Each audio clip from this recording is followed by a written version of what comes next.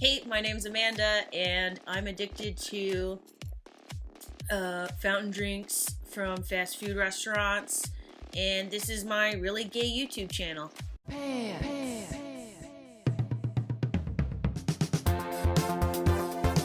Okay, let's use like the big elephant in the room, like Dana. That like threw everybody into a tizzy. Can you walk us through the process of that, or if it was always Dana? It was a hard decision. Like now. We're all gonna die anyway, it's 2020. Jesus, Kate. Okay, we got a bet going, a wrestling bet, to see who's gonna win, me or Leisha. Will it be Kate Moennig? Cheers. No, I'm talking about the Kate and Leisha pod. Right.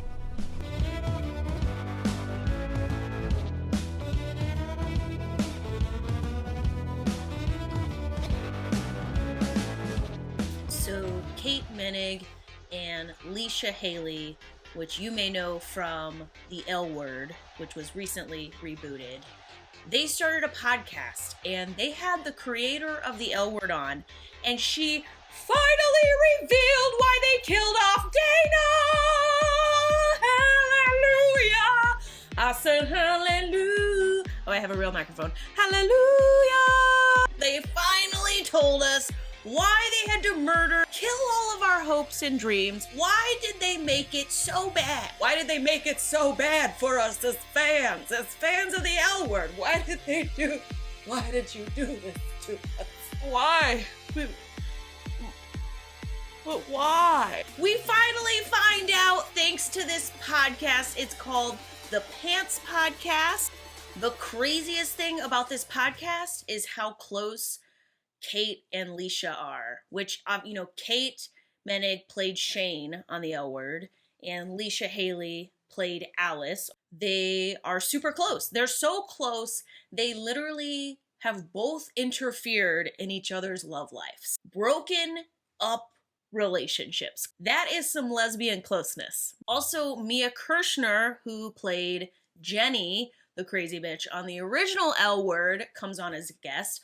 Sarah Shahi also comes on as a guest, who plays Carmen, Shane's love interest. I listened to every single episode and bonus episode and teaser trailer of the Pants Podcast, and here is my review.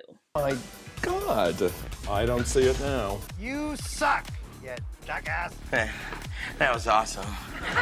Quick update on what Kate Moennig, who played Shane, and Leisha Hailey, who played Alice, have been up to since the original L Word was canceled, and there's been a long time since it was rebooted, since they started the podcast. Basically, it's like a 10 to 12 year period. Kate in 2013 was on a show called Ray Donovan. That sounds like some sort of 80s television show or something. I want to ask you something. What's up? What am I to you? I did not watch this show. I don't think anybody watched this show. In February of 2018, she actually toured Australia as a DJ and as kind of like a influencer. I watched some of her DJ sets. It's your basic bob your head up and down, do this shit with the hands. Last September in 2019, she went on RuPaul's podcast and dropped a bomb, like a huge bomb. Exactly 40 minutes into the podcast, Kate shockingly reveals that she didn't know she was gay until going onto the L Word. Exactly. Did you always know you were a lesbian? I grew up Catholic, and I went to Catholic school for 13 years, so I wasn't really in an environment to explore that. Oddly enough, when I got the L Word, that's where my wheels started churning a little bit. So were you dating guys before that? Yeah, I've dated plenty of guys before that. Like, wasn't identifying that way, hadn't really had that much experience with women, was dating men, and the woman gets the script for the L Word, and she's like, all right, that's for me. And this is what all the headlines for all the articles are saying. Like, they're all like, oh, Shane's so gay, it turned the actress who played her gay. Shane is the gayest of all gays, the lesbianist of all lesbians. And if you don't remember Shane's character on the L Word, I'll just give you a quick rundown. Toxic, masculine, lesbian. Not the most, definitely toxic. Toxic is a good word to describe Shane. So basically, Shane made Kate Moennig, the actress who plays her, gay. I'm just wondering, like, man, what if Cameron Diaz would have gotten this role? Maybe Cameron Diaz would be gay. What if Halle Berry would have gotten that role? Maybe I would be with Halle Berry right now, and we would be a power lesbian couple. Shh, don't tell my girlfriend. Now let's do Leisha Hailey's update. After the L Word ended, she did some guest starring roles on shows like Supernatural and Silicon Valley. In 2007, Leisha started a band with a friend of hers. The band has mentioned several times changing their name to UHH, as opposed to the full her, believing the original name looks good in written form but is awkward to pronounce. Please put your rockingest hands together for the one, the only, her! Yeah, that's terrible. I have been a part of multiple bands. I'm a musician. And it is the fucking hardest thing on the planet to come up with a name that isn't already taken and that is like matches you and matches what you want and that's catchy and sounds cool. It's actually really, really hard. If you're wondering whether the band's gay or not, the music video for their song, Not a Love Song, starts out with Leisha and Camellia walking into frame with a unicorn. So, there's that. Obviously, for Leisha and Kate, their big project since leaving the original L Word has been the reboot. I actually reviewed the reboot, which you can check out now if you'd like. All right, let's get into this shit. The Pants Podcast. This might as well be called the L Word Podcast because it's basically the L Word. When you listen to it, you feel like you're hanging out at the planet. It's so, all of their guests have been guests from the L Word. The hosts are both the stars of the show, and it's actually produced by Rachel Shelley, who played Helena Peabody on the L Word, the British chick. When I think of the L Word, I think of Leisha and I think of Kate. And of course, Jennifer Beals is part of it. She's actually a part of the reboot. I do think it's actually, now that I think about it, because she's not gay. The best episodes of the podcast are the episodes where they have guests from the L Word on the podcast. I just realized that Kate and Leisha are the L Word. Like, rather than making you see the relevancy of the original L Word, this podcast makes you see how relevant to the L Word Kate and Leisha are. And they talk about all the time how, unlike a lot of shows, when they were on set for the L Word, they had a lot of input into the dialogue, into the direction of the characters and things like that. And I think it made it a better show.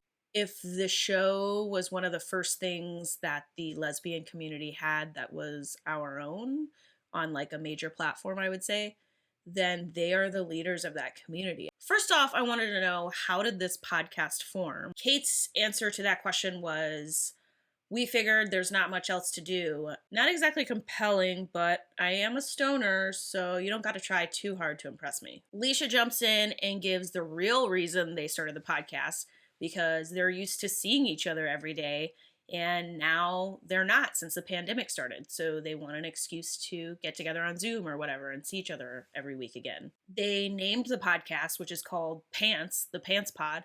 They named it after a nickname that Mia Kirshner, who plays Jenny on the original L Word, gave the two of them. When they interview Mia, you find out that the three of them lived together for a while, and I guess whenever Kate and Leisha would come around, Mia would go, "Oh, here comes the pants," not one leg without the other, because Kate and Leisha were so close and such good friends. The way they're referenced and the tightness that they have, I definitely found myself wondering more than once, did they hook up? Have they ever? We're friends, but we're horny right now, so we're doing it. Did they hook up? I want to know. I might write in and ask them, but they still haven't answered the first question I emailed. Here's what you can expect when you stream their podcast. I would refer to it as professional light, in that they have a cool, snappy intro song. They do have a producer who's chopping this up and editing it, Rachel Shelley, like I mentioned. But you can tell Kate and Leisha have no idea what they're doing. They admit it. They talk multiple times about how they don't know what they're doing. If you're looking for some type of super scripted, produced serial or This American Life gritty, hand reaches up from between the cushions of your chair while you're driving your car and grabs you by the ass and just really rips your heart out because it's gripping. Some of these podcasts are gripping. They really grip you. It's not that. It is not that. I have a couple of ideas, meaning that you have a very specific type of look and fashion, and I would say I have the same honed in thing, but they're very different. Very different. Much like a lot of our things together. Right. They're not the same. I agree. And I really have always looked at your look and admired it. My look? Yeah. Mine? Why? There are some that we match. Like when we do a project together, we have a very similar look, right? Wait, hold on. What it is fun. Like you're hanging out at the planet. The episode topics vary from juicy, fun interviews and cool topics to literally they did an episode on their fashion choices, like there's like how they each dress, like a 30-minute episode on this. It's a clear indication that they have no clue what a typical podcast audience will find interesting, because for me it was like boringville.usa.lesbian deathbed syndrome. Here's the best thing about the Pants podcast. And I think that they know this because the more episodes they record, the more comfortable I can tell they're getting with hosting and with each other. The best thing is the dynamic between the two hosts. They are real friends and they give real insight into each other's personalities and lives and histories. And if you're a fan of the L Word, you're going to love this podcast. So who are the more interesting guests? Which episode should you listen to? They had the L Word creator, Eileen Shaken, on, and she finally tells us why they killed off Dana. Spoiler alert, if you want to go listen to the episode yourself and not watch me tell you kind of the juiciest thing of the episode, go ahead and skip 60 seconds ahead. Anyways, I'm going to tell you why they killed Dana off from the L Word. Here's why they killed Dana off, according to Eileen Shaken, the creator. She felt like the show had portrayed a lot of different things you go through in life as a young queer person, as a young gay woman. And one thing that they had not yet portrayed was death. You know, how do you handle it when a friend dies? How do you handle it if you're the one that's like dying? We came back after a hiatus, and several of us had been through things, those kinds of very big personal losses. Somebody even talked about losing a friend dying. And we talked about what that is in the gay community, the fact that we're one another's families in a way that doesn't happen as intensely in the world at large.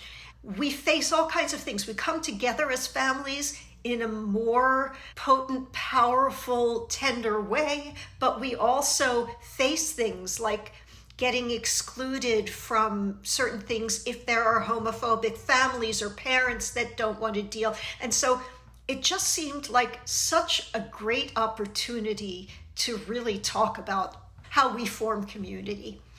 One of the first things that we all agreed, and this was a conversation with Showtime too, was if we're going to tell a story about a death, about losing someone, it had to be someone we loved. Right, or it wouldn't have had that impact. Exactly. She killed Dana off.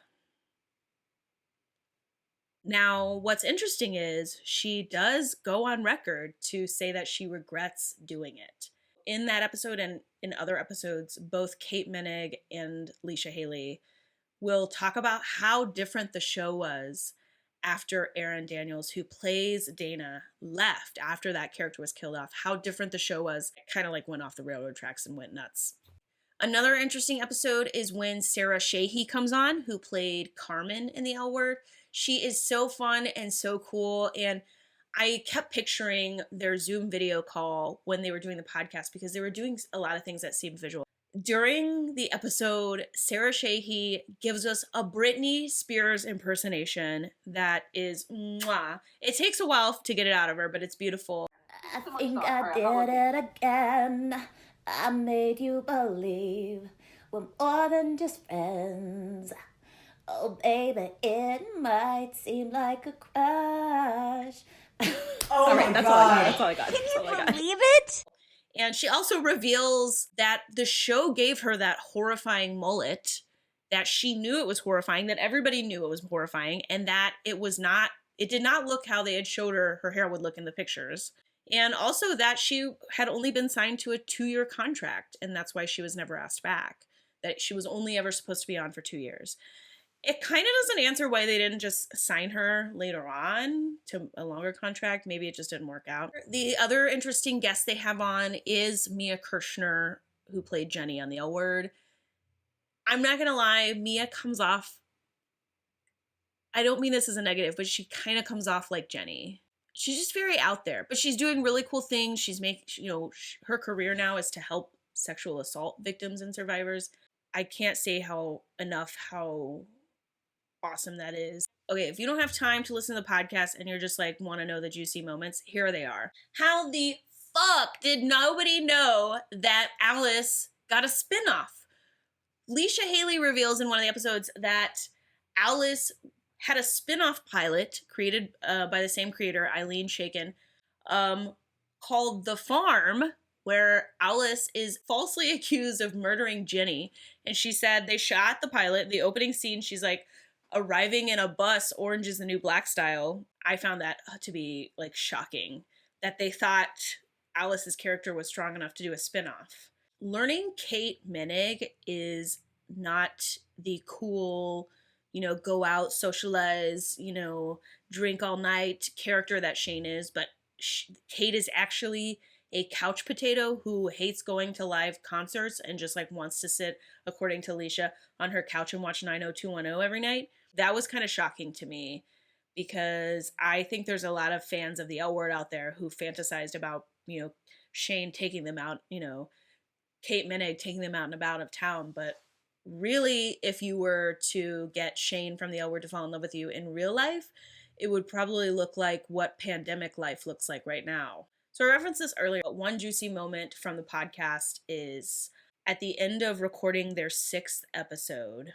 Leisha describes a situation without really describing it, but we know that they both at various times in their life after the L Word ended, they both basically told each other to break up with their significant other, the person they were dating at the time. And Leisha describes finding out information on Shane's SO at the time.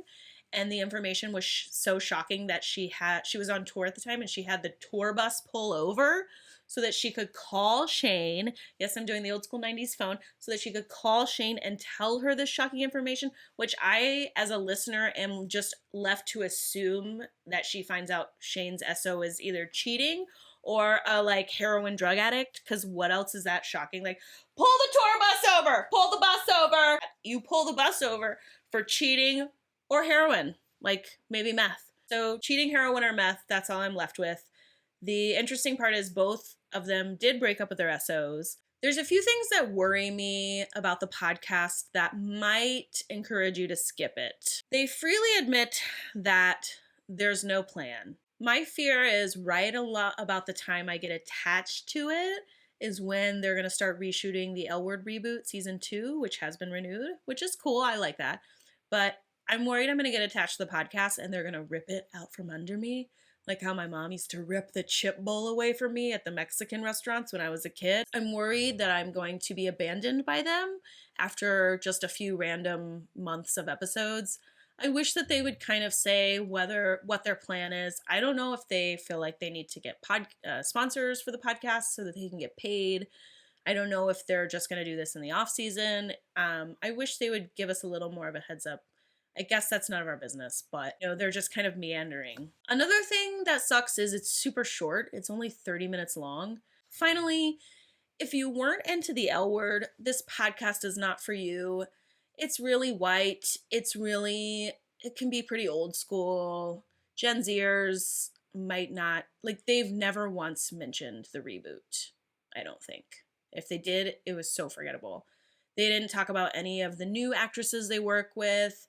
It's very, let's reminisce, it's old school. The producer is from the original L Word. They have the original L Word creator on. They've got all, people who starred in the original L Word. No people from the new L Word have been on. And that makes, I think that would turn some Gen Zers off. I don't know why they're not kind of mixing it up and freshening it up a little, except that maybe nobody from this new show would care to listen to their podcast, and so they're just trying to service the base of their fans, which is people who want old school cast members and old school people. But we'll see. They haven't been on the air that long. Maybe they will have somebody from the new season on soon, and I will get to eat my words. One last thing, I wish they would come up with some better topics. Really, every episode could be great because I'm so interested in what Kate and Leisha have to say. They have amazing chemistry. They bounce off each other. They laugh. They call each other out. It's like some sort of weird, twisted sister, flirty friend, best friend, family, whatever type awesome dynamic. But if they aren't talking about anything, which they kind of try to sell us that this is like the Seinfeld of podcasts, like lesbian audio Seinfeld or something. They multiple times call it like, oh, a show where we talk about nothing. But that's not what they're doing. They are usually picking a topic to talk about. It's just a boring topic sometimes. Like, I don't think that anybody was going to find that fashion episode interesting. The music ones were okay. They talked about their music taste, but it lasted 2 episodes. That was unnecessary.